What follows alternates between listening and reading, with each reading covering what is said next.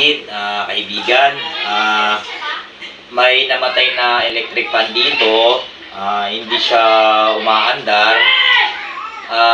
I-share ko sa inyo kung paano ito gawin na madalian lang. Kadalasan kasi kahit maganda pa yung unit, kahit bago pa, namamatay. Hindi mo magamit dahil ayaw umandar. Pag ganun ang nangyari kapatid, no, sa electric fan mo, ay gayahin mo lang itong ginagawa ko. Kapatid, no, meron tayong rito, no, ay tumaang white lady. Ito lang kapatid, no, ang gagawin natin, no. Papakita ko pala muna sa iyo kapatid, no, na meron itong supply ng kuryente, no. Papakita ko sa iyo kapatid, ito kapatid, no, ipapakita ko muna sa inyo na meron itong supply ng kuryente. Hindi lang talaga siya umaandar. Ipakita muna natin itong kanyang switch, no. I-switch natin siya. Pakita mo to buddy yung switch natin, no. Ayan, no. Wala siyang ikot, di umiikot. Pero meron naman siya kapatid yan ng supply ng kuryente, no. Ito yung tester natin.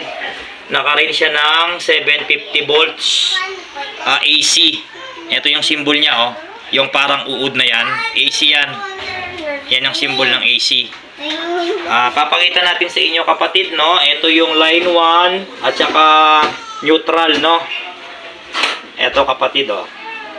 Ayan, pakita mo yung i-close up mo yung kanyang kuryente na meron nga siyang supply. Yan, oh, 220. Yan, okay siya, no. Meron siyang supply. Pero hindi siya maandar. Yan. Punutin ko muna kapatid, ngayon kapatid, no. Ngayong meron naman siyang supply, ayaw gumana. Ang gawin mo lang kapatid, ganito lang, no. Simpleng-simple lang kapatid, no. Dalawa lang, hanapin mo yung papuntang ito. Yan. Hanapin mo lang yan. Kung saan yan lalabas. Ito. Ayan kapatid, no. Dito labas niyan. Ito. Ayan, ito ang labas niyan, no. Dalawa lang yan. Ito lang. No, kapatid, no. Ang mo lang diyan, ang kailangan mo lang diyan ay ito lang. Itong kulay black na to, kapatid, no. Ito lang ang kailangan mo diyan. Yan. Ito yung kailangan mo kapatid. Yung kung kapatid, kung halimbawa hindi aabot ito doon sa paglalagyan mo, ay mag-extension ka lang ng wire, no. Mag-connect ka dito, tapos paggagapangin mo lang doon sa lalagyan mo. Dito mo naman ilalagay kapatid, no. Dito natin ilalagay yung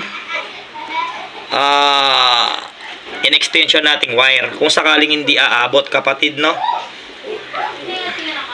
Kapatid, no, na expose na natin yung kanyang wire, no, nabakbak na natin. Ngayon kapatid, ako hindi ko kailangan mag-extension dahil aabot naman itong wire na to dun sa paglalagyan ko.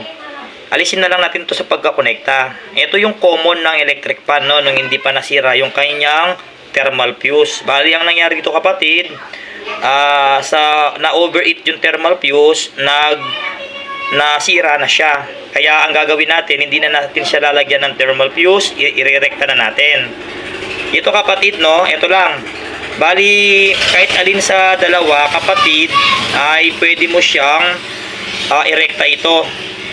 Pag mali naman yung lagay mo kapatid, wala namang problema. Hindi naman siya masisira o masusunog. Ang magiging lang niya ay yung kanyang ikot. Kung baliktad yung pagkakabit mo kapatid, mali, katulad dito kapatid, no. Ito, hindi natin alam ito kung yung angin nito, kung sa likod yung angin o sa harap. Tingnan natin kapatid, no. Subukan na natin. Isaksak na natin kapatid. Yan kapatid, no, na unplug na, isaksak na natin yung saksakan, no. Bali ito, buksan na natin. Ayun kapatid, oh. Bali gumana na siya. Umikot na siya kapatid, oh. lang kapatid, ang hangin sa likod. Ito kapatid oh. Ayan oh. Yung hangin sa likod. Ayan, wala sa harap.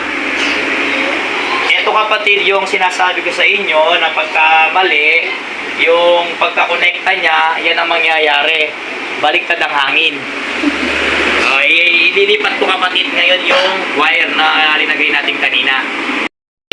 Ito kapatid no, ililipat na natin yung wire. Tanggal, putol pa.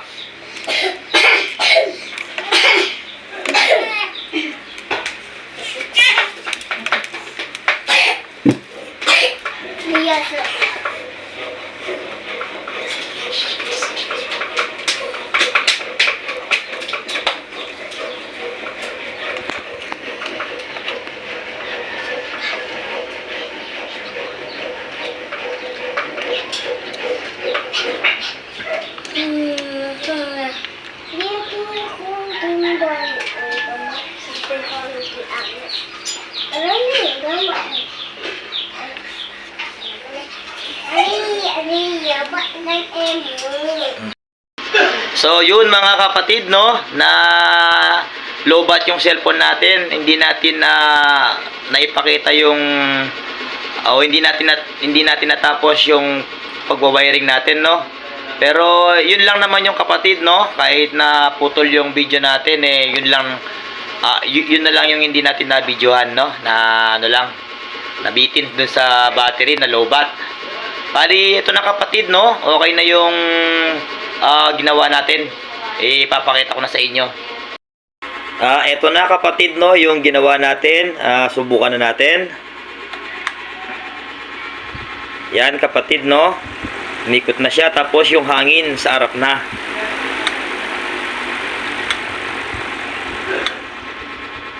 Yan kapatid no, ayos na kapatid. Ganun lang kapatid no, kung sakaling tumigil yung electric fan mo no.